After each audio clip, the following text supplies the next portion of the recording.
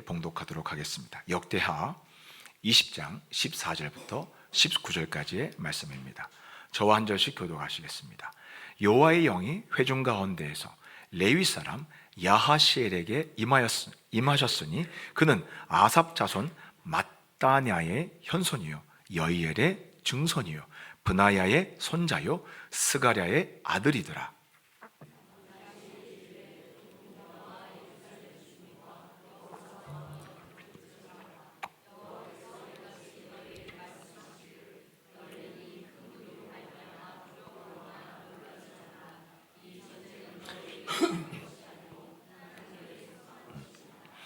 내일 너희는 그들에게로 내려가라.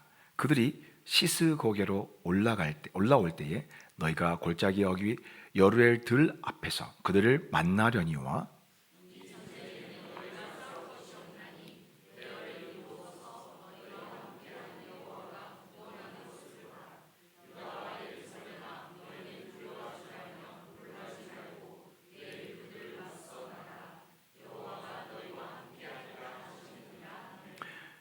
여호사밧이 몸을 굽혀 얼굴을 땅에 대니 온 유다와 예루살렘 주민들도 여호와 앞에 엎드려 여호와께 경배하고 고라 자손에게 속한 레위 사람들은 서서 심히 큰 소리로 이스라엘 하나님 여호와를 찬송하니라. 아멘.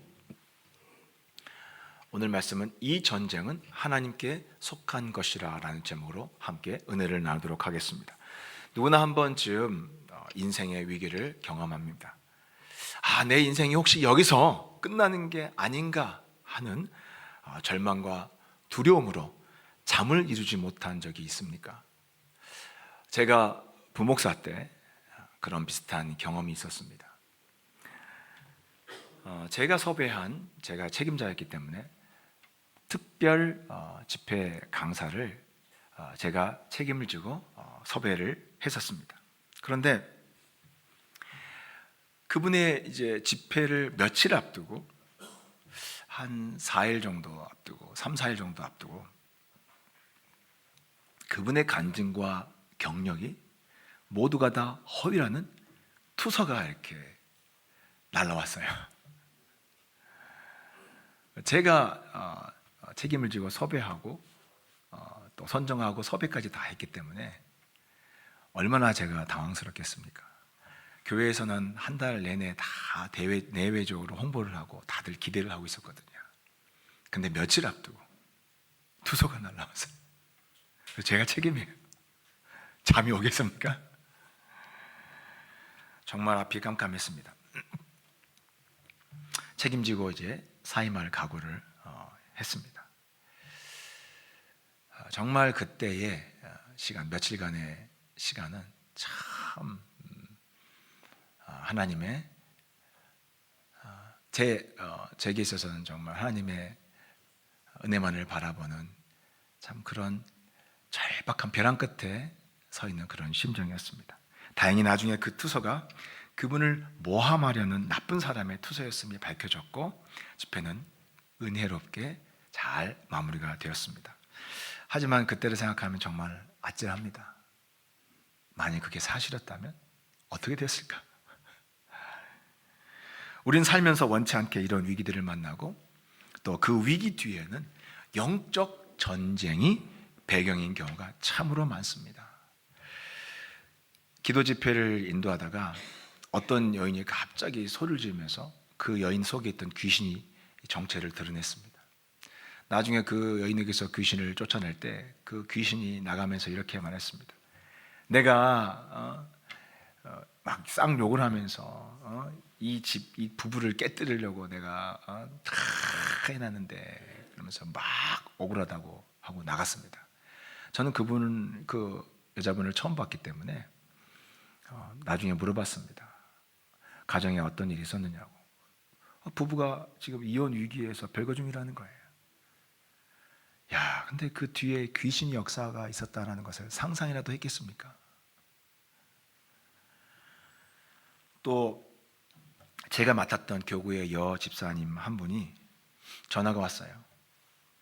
이분이 아이가 임신돼서 몇 달만 되면 꼭 유산을 하는데 5번을 유산을 했다는 거. 이번에 6번째 유산이 될 수가 있는 상황이었어요. 그래서 목사님 기도해 달라고 전화를 한 거예요.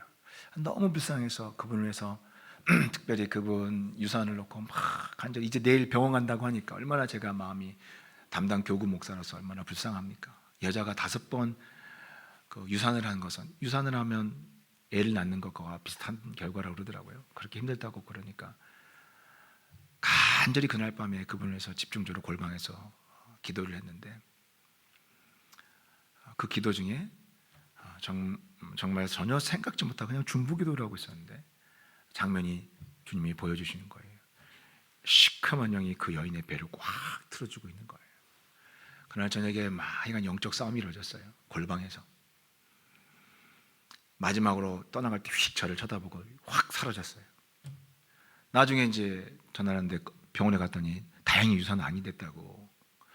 그 대화 끝에 제가 혹시 지금 5번의 유산에는 약간 영적인 어떤 배경이 있는 것 같은 느낌이 든다고 자세히 이야기는 하지 않았어요. 성도한테 무서워할 수 있으니까. 그랬더니 맞다고, 목사님 사실 말씀은 안 드렸는데 유산할 때마다 그 전날 꿈을 꾸는데 중이 찾아오거나 뱀이 이렇게 또아리를 틀고 집안에 있거나 꼭 그런 악몽을 꿨다는 거예요. 그러고 나서 유산을 하게 됐다는 거예요. 우리 인생은 나도 모르는 사이에 나를 애워싸고 공격하는 영적인 전쟁이 수시로 나를 둘러싸고 벌어진다는 사실을 여러분은 인지하고 사셔야 됩니다. 성경을 읽으면 그걸 아셔야 됩니다. 성경은 그걸 늘 우리에게 이야기하고 있잖아요. 에베소서 6장 12절 한번 읽어볼까요? 다 같이 읽어보겠습니다. 시작. 우리의 씨름은 혈과 육을 상대하는 것이 아니요 통치자들과 권세들과 이 어둠의 세상 주관자들과 하늘에 있는 악의 영들을 상대함이라. 우리는 오늘 말씀을 통해서 우리 인생에서 날마다 벌어지는 영적 전쟁을, 그렇다면 어떻게 싸워야 하는지 오늘 말씀을 통해서 배울 수 있는 귀한 시간 되시기를 축복합니다. 오늘 본문의 여호사밧 왕은 남유다 왕국에서 보기 드물게 아주 훌륭한 왕이었습니다. 왕이 되자마자 이 사람이 했던 게 뭐냐면 우상부터 다, 우상 숭배가 만연했었기 때문에 우상들을 다 이렇게 깨부셨어요. 우상들을 다 제거했습니다. 그리고 집권 3년 차에 이 여호사밧 왕이 집중적으로 했던 일이 뭐냐면 제사장과 레위 사람들을 세워서 남유다 각각 백성들이 살고 있는 전국에 보내가지고 뭘 하겠냐면 성경 말씀을 가르치겠어요. 하나님 율법의 말씀을 가르쳤어요. 그러니까 전국적으로 레위 사람들을 파송을 해가지고 전국에 돌아다니면서 순회 성경 공부 모임을 만들고 가르치게 했던 거예요. 이건 왕이 아니라 목사 같아요, 목사. 왜요? 자기 나라를 하나님 말씀의 공동체로 세우고 싶은 열망이 있었기 때문입니다. 그래서 제가 이건 왕보다는 목사에 가깝다고 말씀드린 거예요. 그렇게 해서 나라를 정말 건강하게 하나님이 기뻐하시는 말씀 공동체로 이렇게 잘 세워갔습니다. 그래서 훌륭한 왕이라는 거예요. 그런데 그렇게 영적으로 잘 세워가는 중에 갑자기 사방에서 대적들이 몰려왔습니다. 우리 역대하 20장 1절부터 한번 읽어볼까요? 1절 2절 시작. 그 후에 모압 자손과 암몬 자손들이 마온 사람들과 함께 와서 여호사밧을 치고자 한지라. 어떤 사람이 와서 여호사밧에게 전하여 이르되 큰 무리가 바다 저쪽 아람에서 왕을 치러 오는데 이제 하사손다말 곧 엔게디에 있나이다 하니. 자, 원래 그 모압과 암몬 족속은 다윗 왕이 정복을 해가지고 그 밑에 있었어요. 그런데 남북이 솔로몬의 범죄로 인해서 분열되니까 그 이후에 이제 나라가 약해지니까 이제 다시 그들이 이제 활개를 치기 시작한 거예요. 이렇게 동쪽에 있던 모압과 암몬 족속이 연합해서 쳐들어왔고요. 또 남쪽에서는 마온 사람들이 쳐들어왔고 북쪽에서는 아람 사람들까지 쳐들어왔습니다. 이걸 뭐라고 부릅니까? 사면초가라고 하는 거예요. 완전히 둘러싸였습니다. 여호사밧의 인생에 절대 위기가 닥쳤습니다. 그래요. 여호사밧 왕이 하나님을 위해서 이렇게 하나님의 이 백성들을 이렇게 건강하게 세우는데 이 원수 마귀가 탁 충동질해가지고 또 군대를 끌고 와서 이렇게 치는 거예요. 이게 세상에 그리스도인들이 살아가면서 겪는 일이에요. 이 위기를 어떻게 돌파합니까? 여호사밧 왕은 기도로 돌파하기로 했습니다. 그래서 여호사밧이 이 기도하는 모습은요, 특별히 여호사밧이 이 기도하면서 이 모든 상황을 돌파하기로 결정하고 그가 기도했던 그 모습 속에는 우리가 어떻게 하나님 앞에서 기도해야 될지를 아주 잘 보여주는 모범적인 기도의 답안이 나옵니다. 모범 답안이 여기에 나옵니다. 우리 다 같이 한번 살펴보도록 하겠습니다. 첫 번째가 뭐냐면 여호사밧 왕은 약속의 말씀을 붙잡고 기도했다는 거예요. 우리 한번 20장 7절 한번 읽어보겠습니다. 시작. 우리 하나님이시여, 전에 이 땅 주민을 주의 백성 이스라엘 앞에서 쫓아내시고 그 땅을 주께서 사랑하시는 아브라함의 자손에게 영원히 주지 아니하셨나이까. 여호사밧 왕이 기도할 때 그냥 막 기도하지 않죠. 뭘 근거로 기도했습니까? 하나님이 아브라함에게 주셨던 약속의 말씀을 뽑아서 그 말씀을 가지고 그걸 근거로 기도를 하는 거예요. 이 땅이 어떤 땅이냐는 거예요. 이건 우리가 지금 이 대적으로부터 우리 자신을 지키고 마땅히 이건 우리 겁니다. 이건 우리가 지켜야 될 땅입니다라고 하고는 근거가 뭐예요? 왜 우리가 승리해야 됩니까? 왜 하나님이 도와주셔야 돼요? 왜 하나님이 저들을 무찔러 주셔야 돼요? 이 땅은 약속받은 땅이니까요. 하나님이 약속하시고 주시기로 한 땅이니까 하나님이 나서셔야 됩니다라고 요구를 하는 거예요. 이게 기도할 때 정말 중요한 거예요. 우리가 이 땅을 지켜야 될 이유는 그냥 잘 먹고 잘 살려고 하는 것이 아닙니다. 약속의 기업을 지켜야 될 사명이 있기 때문입니다. 그러니 하나님이 나서 주십시오. 개입해 주십시오. 라고 기도하는 거예요. 자, 또 우리 한번 다 같이 9절을 보도록 하겠습니다. 다 같이 9절 읽어보겠습니다. 시작. 만일 재앙이나 난리나 견책이나 전염병이나 기근이 우리에게 임하면 주의 이름이 이 성전에 있으니 우리가 이 성전 앞과 주 앞에 서서 이 환난 가운데에서 주께 부르짖은즉 들으시고 구원하시리라 하였나이다. 또 이 여호사밧 왕은 뭘 가지고 기도합니까? 성전 언약을 가지고 기도합니다. 이 성전 언약은 뭡니까? 솔로몬이 예루살렘 성전을 지은 다음에 성전을 이제 낙성을 하고 다 이렇게 만들고 나서 하나님께 올려드릴 때, 성전 봉헌식을 할 때 하나님이 그 자리에 임하셨습니다. 그리고 그때 하나님이 이 성전을 향해서 뭐라고 약속하셨냐면, 만일 자기들의 범죄로, 비록 우리가 환난을 당할 때 우리의 범죄로 환난을 당할 수 있죠. 그렇게 해서 대적들이 쳐들어올지라도 그것을 회개하고 하나님께 이 성전에서 기도하면, 이 성전에서 기도하며 회개하고 기도하면 하나님이 반드시 대적으로부터 구원해 주시겠다고 하나님이 성전을 대고 하나님이 약속하신 것이 있어요. 그것이 바로 성전 언약이에요. 그 하나님의 약속을 또 끌어들이면서 여호사밧 왕은 하나님께 강력하게 요청합니다. 하나님, 응답해 주셔야겠습니다. 그렇게 약속해 주셨으니까 하나님 반드시 응답해 주십시오. 이렇게 구하는 것입니다. 여러분, 기도가 다 똑같은 것이 아닙니다. 하나님 백성들은 반드시 언약에 기초한 기도를 해야 하는 것입니다. 옛날 우리 할머니들은 마당에 정한수라고 그러죠. 맑은 물을 떠놓고 새벽에 하늘을 향해서 빌었습니다. 뭐라고 빌었습니까? 비나이다, 비나이다. 우리 아들 합격하게 도와주십시오.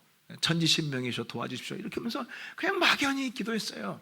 그는 허공에다 대고 기도한 것이 어떤 약속도 받은 적이 없는 거예요. 그냥 허공에 대고 기도하는 거예요.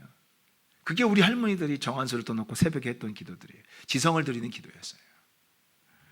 거기에는 아무런 보장이 없습니다. 그러나 우리의 기도는 세상을 지으신 하나님과 맺은 계약을 기초로 한 기도입니다. 뭘 기초로 한 거라고요? 계약입니다. 여러분, 계약이 얼마나 중요한지 아시죠? 저는 여러분들에게 말씀드렸죠. 우리 교회에 저쪽 임대보증금 1,000만 원 걸었는데 그쪽에서 계약을 파기해가지고 위약금 1,000만 원 받았어요. 2,000만 원 됐어요. 2배가 됐어요. 왜요? 계약을 파기했기 때문이에요. 계약은 이런 강력한 구속력이 있는 거예요. 하나님과 우리와의 관계도 어떤 관계에 기초했냐면요, 계약 관계에 기초했다는 걸 아셔야 돼요. 무슨 관계요?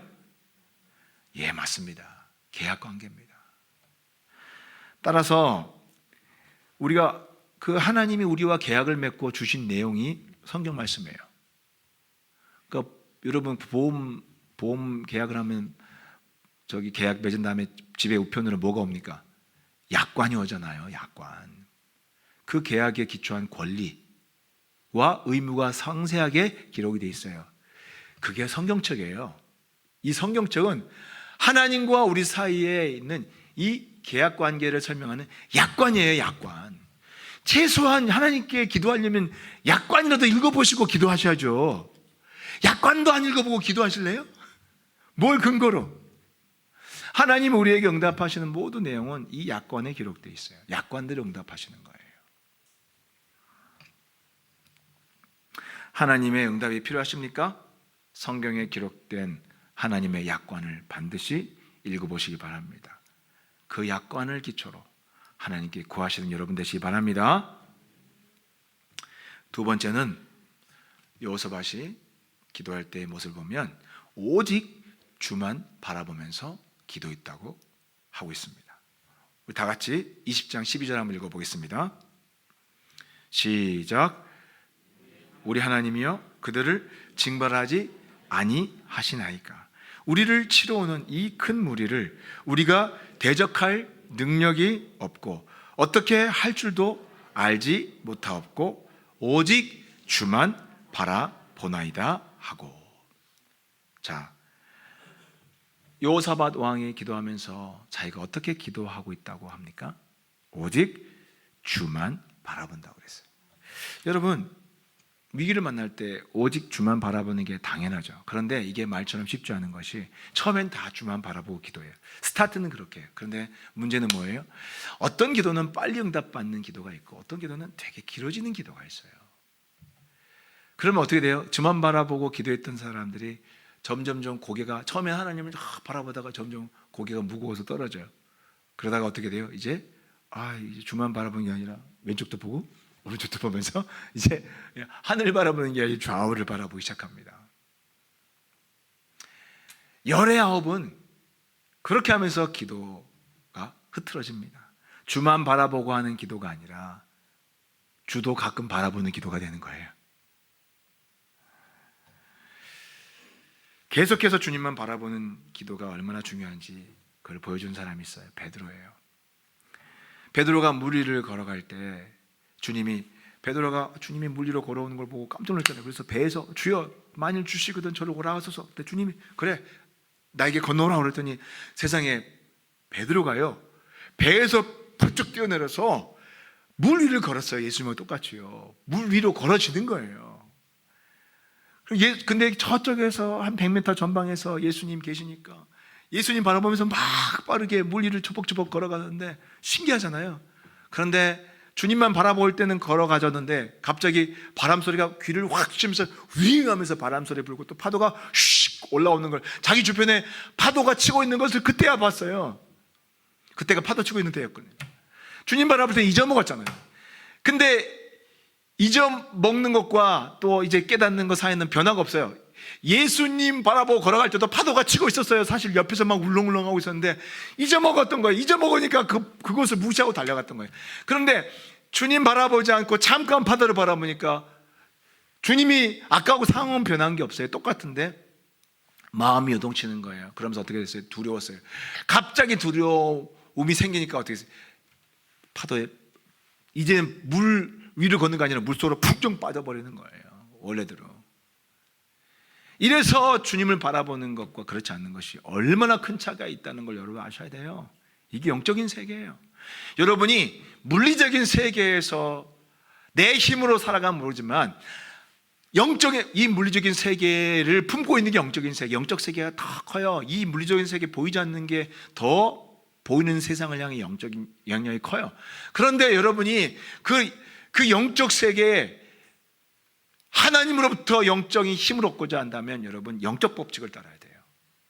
물리적인 법칙을 따르면 영적 법칙이 중단, 스탑이 되는 거예요. 그거 하셔야 되는 거예요. 그래서 성경 공부를 하고 연구하는 거예요. 영적인 능력과 힘을 받고 살려면 영적 원리를 따라야 되는 거예요.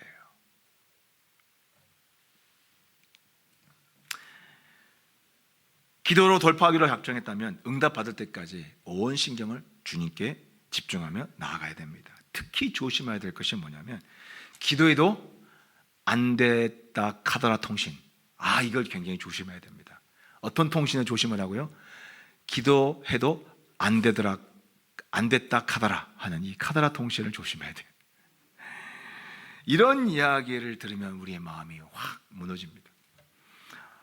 이런 이야기가 있습니다. 열심히 어떤 자매가 그 배우자 기도를 놓고 몇 년 열심히 기도합니다. 그런데 어느 날 뜻밖의 누가 또 그런 소리를, 어느 권사님은 지금도 20대부터 기도했는데 지금 아직 30년 동안 아직도 배우자 기도를 하고 있다 하더라. 이야기를 들으면 얼마나 놀랍니까? 얼마나 놀라겠어요. 그때 마음이 낙심이 되는 거예요. 여러분, 우리 인생은 다른 사람 인생이 나와 똑같습니까? 아니에요. 하나님은 다 다르게 인도하세요. 다 저마다 타이밍이 달라요. 어떤 사람은 20세에도 결혼할 수도 있고 30에도 결혼할 수 있고 40에도 결혼할 수 있고 50에도 결혼할 수 있고 60에도 결혼할 수 있어요. 그는 하나님과 나와의 관계고 내 인생을 1대1로 인도하시는 하나님과의 관계 속에서 이루어지는 거예요. 그런데 왜 남과 비교를 해요? 남의 인생과 내가 똑같이 가는 게 아니에요.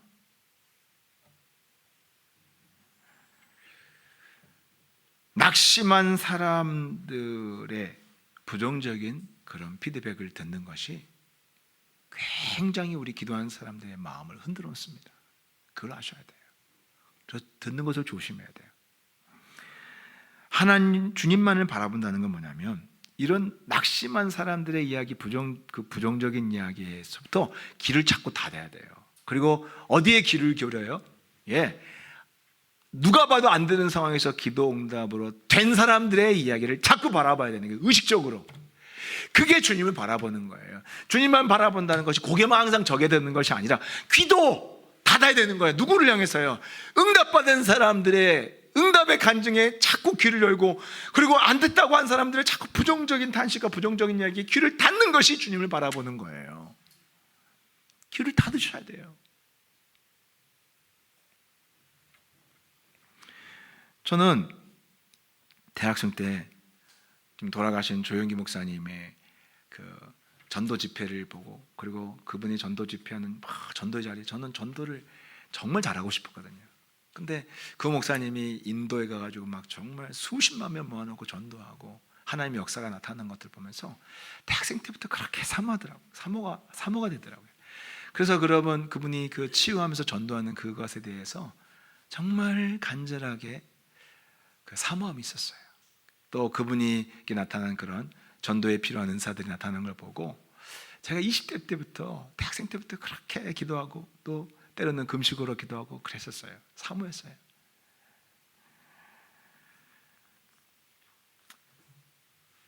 그런데 그렇게 기도를 했는데 언제 응답을 받았냐면 대학생 때부터 기도했던 것이 20년 뒤에 제가 부목사로 금요 철야 집회를 맡아서 기도 집회를 제가 맡아서 담당하고 기도를 인도하면서 그게 나타났어요.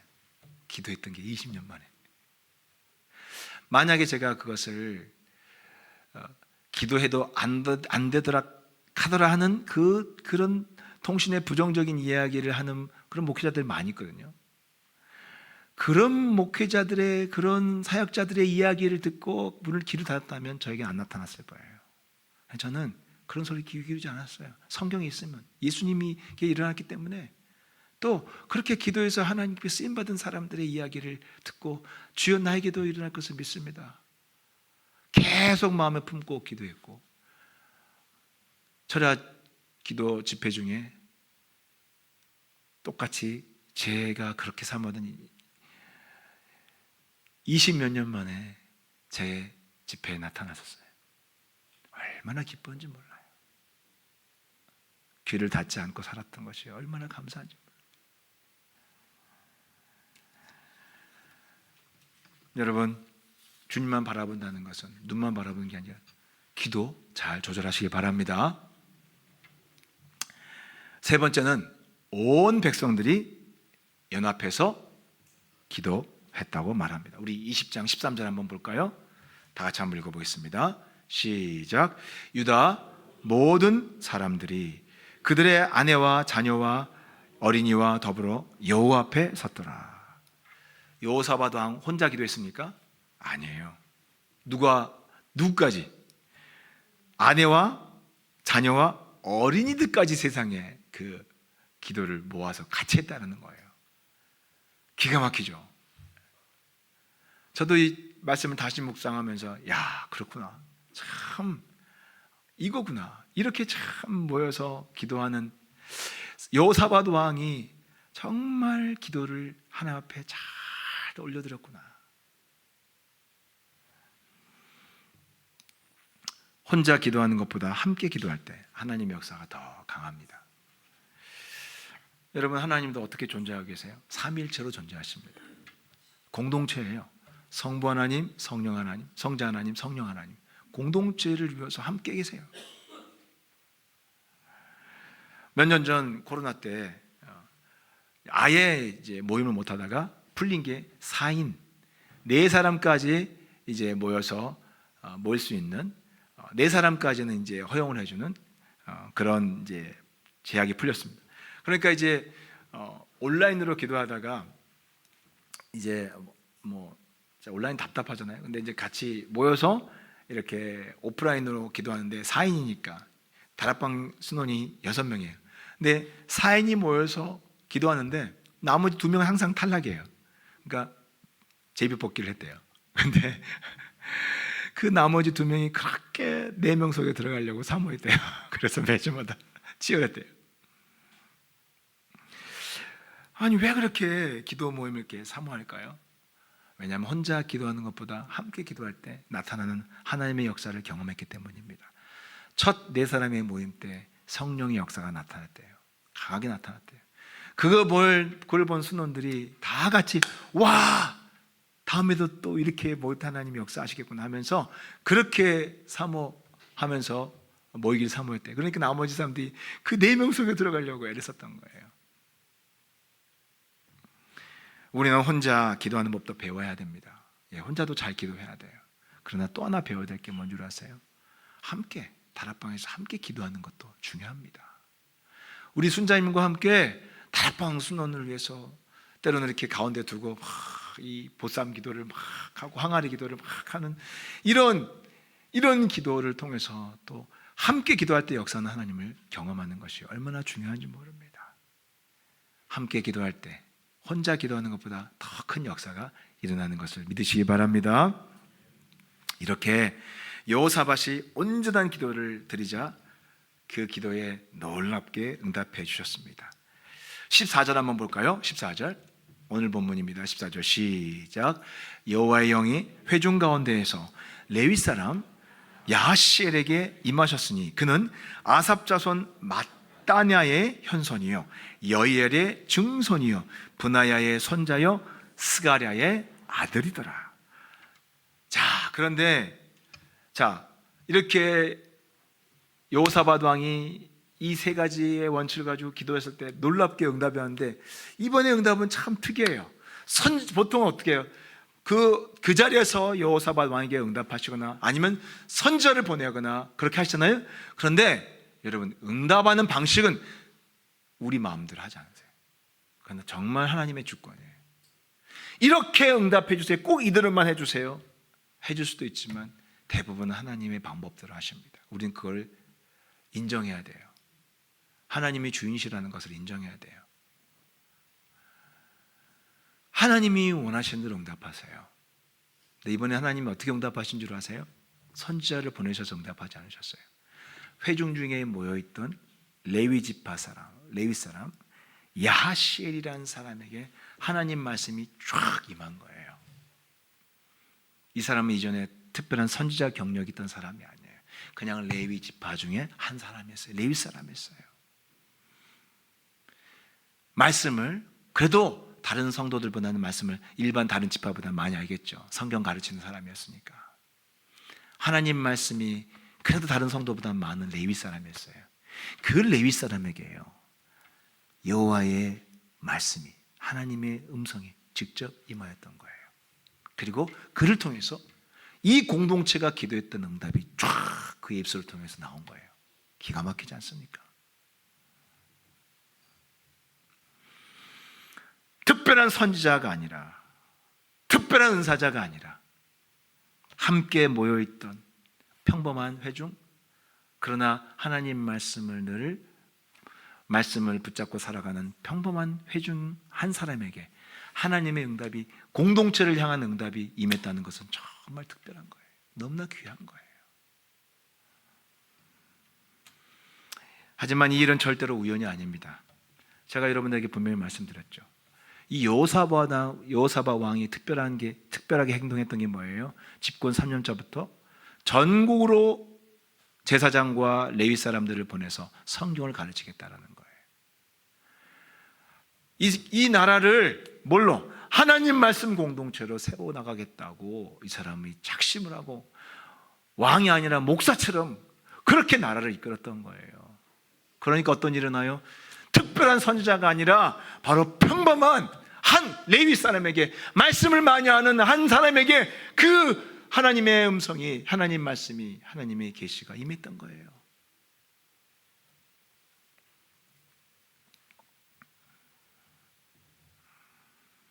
여러분, 한 교회의 성도들이 말씀 통독과 큐티와 그리고 말씀을 적용하고 그리고 그 말씀을 나누는 나눔이 활발할 때 그 교회는요, 말씀 공동체가 됩니다. 어떤 공동체요? 그렇죠. 우리 세곡사랑의 교회가 추구하는 목회의 방향은 말씀 공동체예요. 바로 이 여호사밧 왕이 세우고자 꿈꿨던 공동체가 우리 교회가 꿈꾸는 공동체예요. 말씀 공동체예요. 모든 성도들이 말씀을 묵상하고 큐티하고 나누고 적용하기를 위해서 몸부림치는 공동체.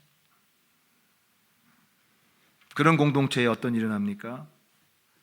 그 소그룹이나 1대1 또 말씀을 나누는 과정 중에 성령이 그 어떤 그렇게 하지 않는 공동체보다 더 강력하게 역사하세요. 그래서요, 성령님이 다락방에서 그리고 1대1 양육할 때 정말 강력하게 그 한 사람 한 사람을 사용하셔서 마치 구약의 선지자가 말하는 것처럼 그의 나눔과 가르침과 간증을 통해 하나님이, 성령님이 강력하게 역사하셔서 듣는 사람들, 나누는 사람들에게 동일하게 역사하고 기적이 나타나고 응답이 나타나는 거예요. 그게 말씀 공동체의 특별한 역사인 거예요.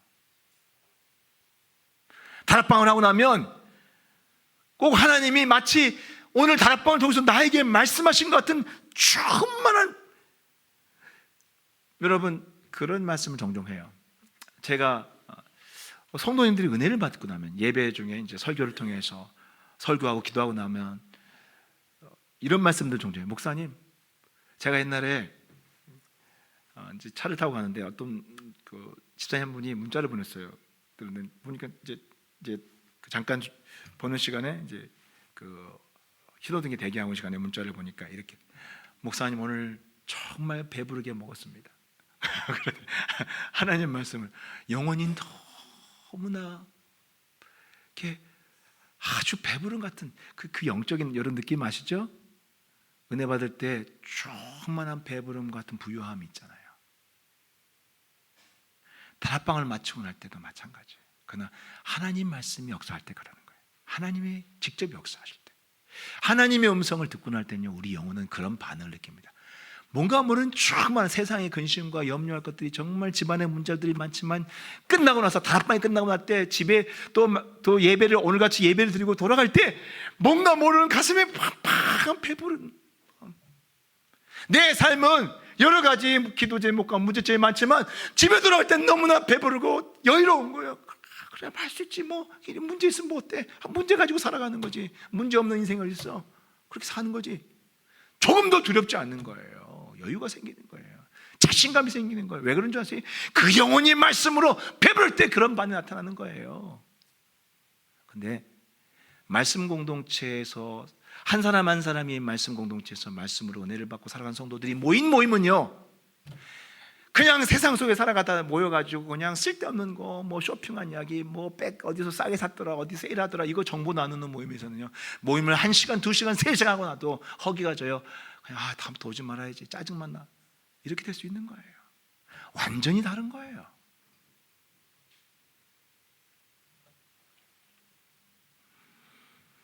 하나님의 음성을 직접 들은 것 같은 그런 다락방, 1:1 양육, 예배, 이게 말씀 공동체의 특징이에요. 저도 제자훈련을 통해서 소그룹을 하잖아요.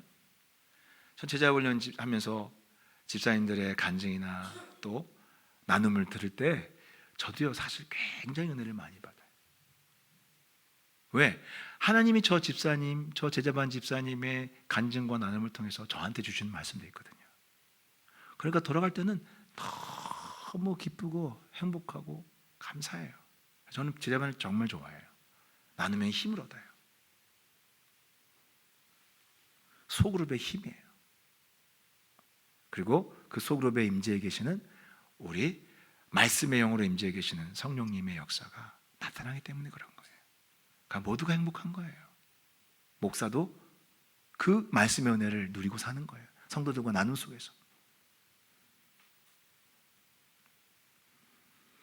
때로는 같이 기도하다가, 그렇게 하다가 또 갑자기 성령의 감동하면서 같이 기도하다 보면 치유가 나타나고 기적이 나타나고 그 다음 주에 응답이 나타나고, 이게 바로 말씀 공동체 역사인 거예요. 굳이 무슨 예언의 은사나 환상이나 계시들을, 그런 은사들을 추구하지 않아도 말씀 공동체의 말씀을 나누는 과정 속에서 보면 누구를 통해서든 하나님이 역사하시는 거예요. 누구처럼요? 오늘 야시에 이렇게 나타났던 것처럼 똑같이 일어나는 거예요. 그런 공동체가 되기를 축복합니다. 그런 다락방 되시기를 축복합니다. 하나님이 야시에를 통해서 주신 메시지가 뭡니까? 우리 15절 볼까요? 다 같이 읽어보겠습니다. 시작.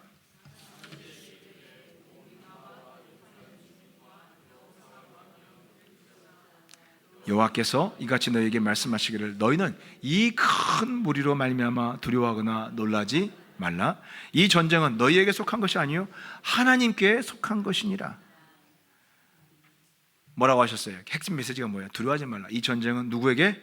너희에게 속한 것이 아니라 누구에게요? 하나님께 속한 것이라는 거예요. 이 말씀의 뜻은 두 가지 의미가 있어요. 하나는 뭐냐면, 너희가 싸우고 있는 영적 싸움에 누가 개입하신다는 거예요?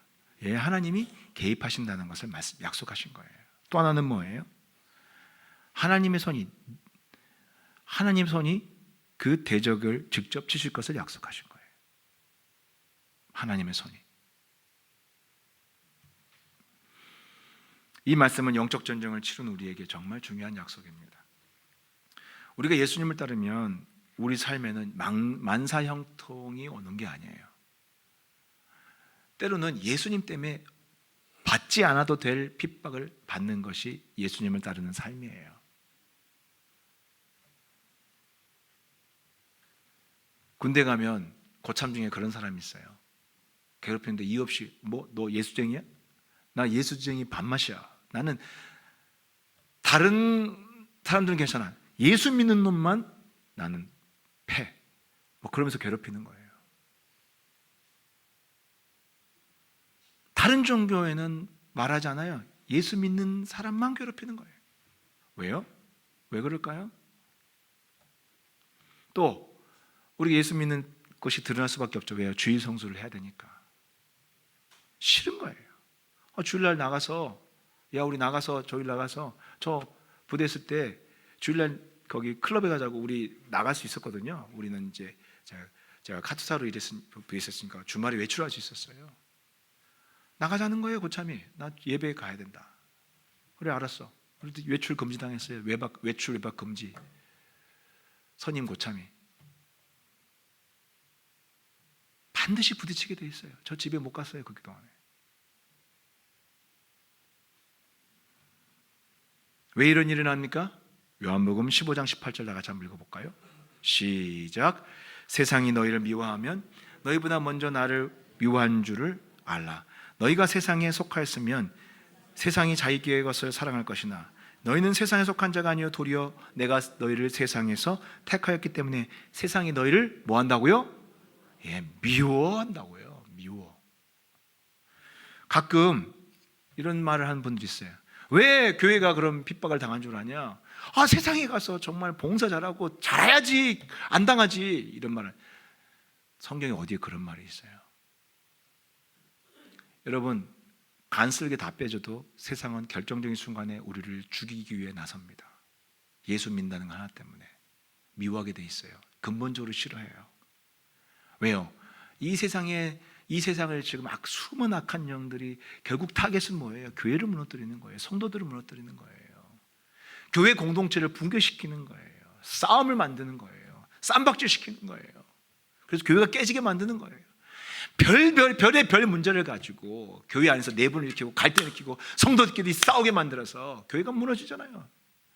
그 짓을 하는 것이 세상에 존재해요. 우리는 거기에 둘러싸 있다는 것을 정신 차리고 있어야 돼요. 그래서 교회가 무슨 문제가 생기면 이것도 우리가 잘못했구나, 내가 잘못했구나, 모든 것이 내 탓이고 내 죄때문이나 죄책감이나 정죄감에 빠질 필요가 없어요. 우리가 아무리 잘해도 반드시 핍박을 받습니다. 말도 안 되는 이유로 죽이려고 해요. 왜? 예수님이 그렇게 말씀하셨어요. 예수님 무슨 잘못을 하셨어요? 나쁜 거 한 가지도 있습니까? 자기 목숨까지 내줬는데, 그렇게 오셨는데 죽였잖아요. 뭐 때문에요? 우리를 구원하러 오셨기 때문에 마귀가 죽이는 거예요. 우리는 그분의 제자예요.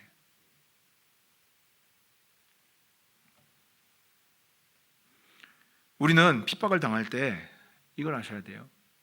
우리가 도덕적으로 무슨 큰 잘못을 한 것이 아니면 당연히 내가 예수님께 속했기 때문에 이렇게 당하는구나. 저 사람이 나를 미워. 내가 저 사람한테 특별히 괴롭힌 것도 없는데 괜히 나보고 기분 나쁘다, 반맛이다. 내가 예수 믿는 것 때문에 저렇게 싫어하는구나. 내가 예수님께 속한 것이 확실하구나. 이렇게 생각하셔야 돼요. 당연하게 생각하셔야 돼요. 여호사밧도 신앙을 개혁하고 말씀대로 살아가려고 할 때 사면초가의 공격이 발생했습니다. 그때 우리는 오늘 말씀을 기억하셔야 됩니다. 여러분이 하나님께 더 가까이 가려고 하는데 이유 없이 공격을 당할 때는 오늘 야시엘을 통해서 주신 메시지가 바로 여러분에게 주신 메시지라는 것을 기억하시기 바랍니다. 이 전쟁은 하나님께 속한 것이니라. 혹시 어떤 전쟁을 겪고 있습니까? 두 가지를 믿으시기 바랍니다. 하나님이 반드시 우리의 싸움에 개입하고 계십니다. 또 하나는 뭐냐면 하나님의 손이 직접 치실 것입니다. 대적을 꺾으실 것입니다. 그것을 믿을 때 우리는 어떤 행동을 할 것인가를 옵션을 선택할 수 있는 거예요. 내가 여러 가지 옵션 중에 이 싸움을 어떻게 싸울 것인가를 옵션을 선택할 수 있는 거예요. 말씀에 약속이 있기 때문에 담대하게 선택할 수 있는 거예요.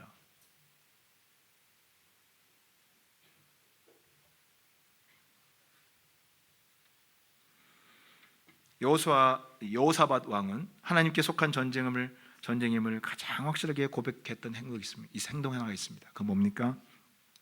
여호사밧이 그 음성을 듣고 곧바로 했던 것이 무엇입니까? 하나님을 찬양하는 것이었습니다. 나를 위해 싸우시는 하나님, 이미 승리하신 하나님을 찬양하는 것이었습니다. 우리 21절 한번 볼까요? 다 같이 21절 읽어보겠습니다. 시작. 21절, 오늘 본문 21절 시작. 백성과 더불어 의논하고 노래하는 자들을 택하여 거룩한 예복을 입히고 군대 앞에서 행진하며 여호와를 찬송하여 이르기를 여호와께 감사하세 그의 인자하심이 영원하도다 하게 하였더니, 하얀 세마포 옷을 입은 찬양대를 조직해서 군대 앞에 세웠습니다. 그리고 찬송하겠습니다. 뭘 찬송하겠어요? 주께 감사하세, 그의 인자하심이 영원하시도다. 미리 승리를 선포하는 것입니다. 감사하는 것입니다. 그러자 어떤 일이 났습니까? 찬양이 시작되자 하나님이 앞서서 나가셨고, 그리고 적진에서 연합군들끼리 지들끼리 서로 싸우면서 치고받고 싸우다가 무너졌어요. 지들끼리. 왜요? 사실은 그 뒤에 하나님이 역사하시는 거죠.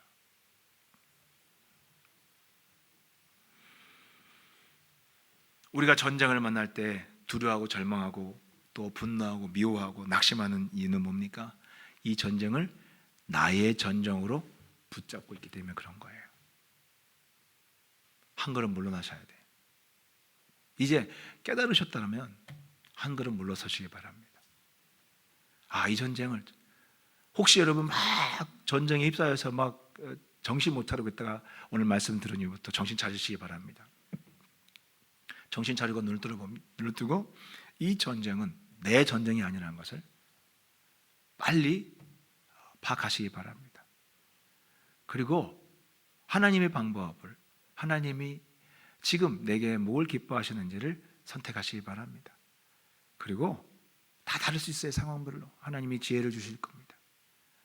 거기에 따라서 하나님이 이 개입하셔서 직접 그분의 손이 행하실 거라는 것을 믿고 담대하시기 바랍니다. 여러분이 먼저 이 전쟁에서 승리하려면 믿음을 가지고 여유 있게 이 상황을 바라보실 때부터 하나님이 일하시는 것을 볼 수 있습니다. 불안해하고 두려워하면 여러분 그때부터는 보이지 않습니다. 말려드는 거예요. 뒤로 물러서서 이 약속을 붙잡으시기 바랍니다.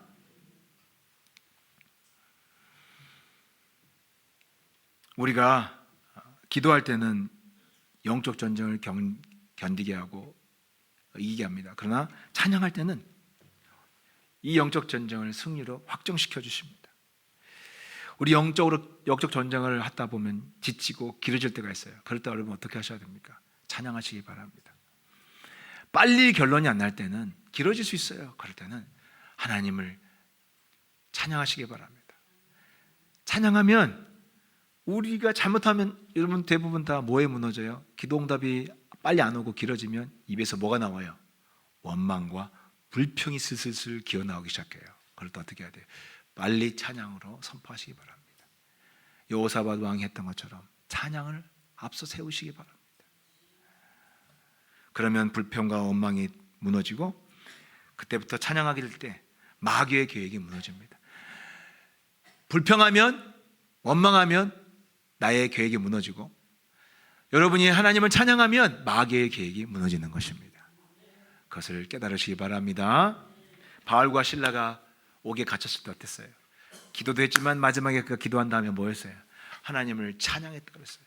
하나님을 찬양하니까 죄수들이 그 바울과 실라의 찬양 소리를 듣고 있더라. 듣고 있는 와중에 땅에 지진이 일어났잖아요. 놀랍지 않습니까? 기도하십시오.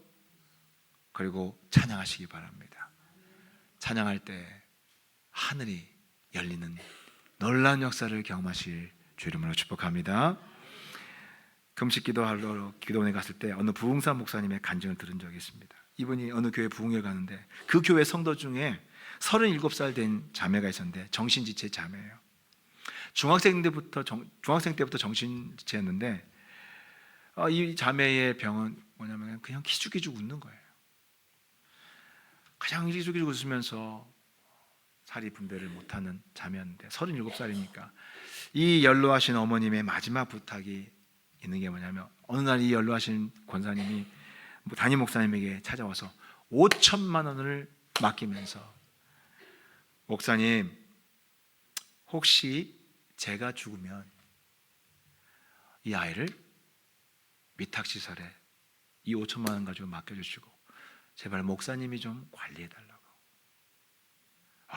그러니까 담임 목사님이, 은퇴를 앞둔 목사님이 그 권사님의 그 이야기를 듣고 나서 가슴이 미어지죠. 목사는요 아버지와 비슷해요.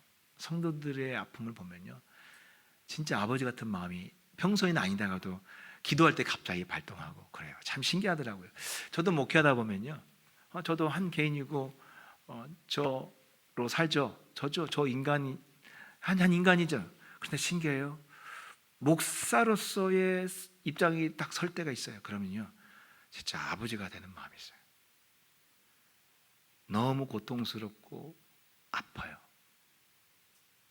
우리 성도 중에 누가 힘들어하면, 또 성도가 누가 오해받고 있으면 가슴이 미어져요. 너무 슬퍼요.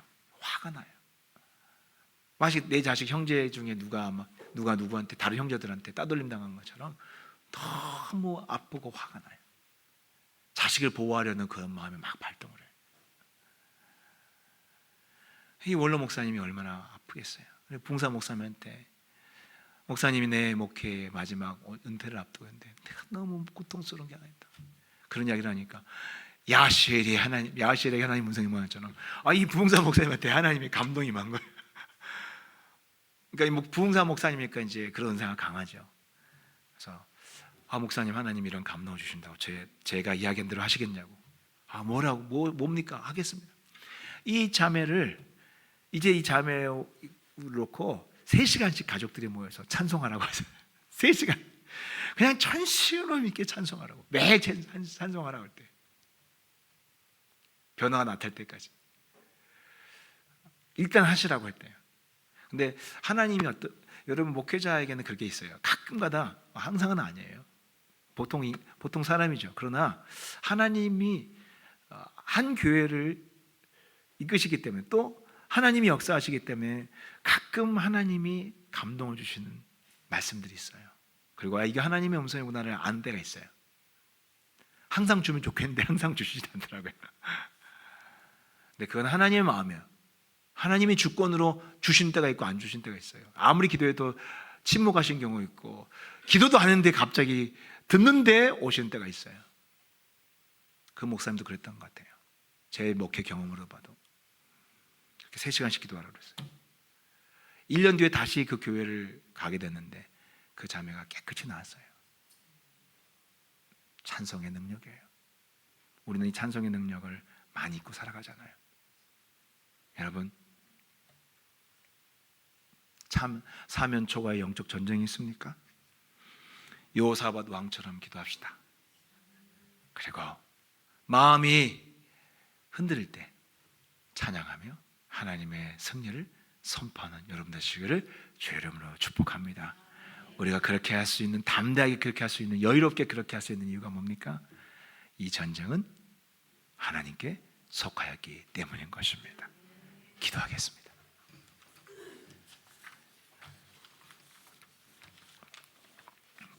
이 시간 다 같이 기도할 때, 하나님,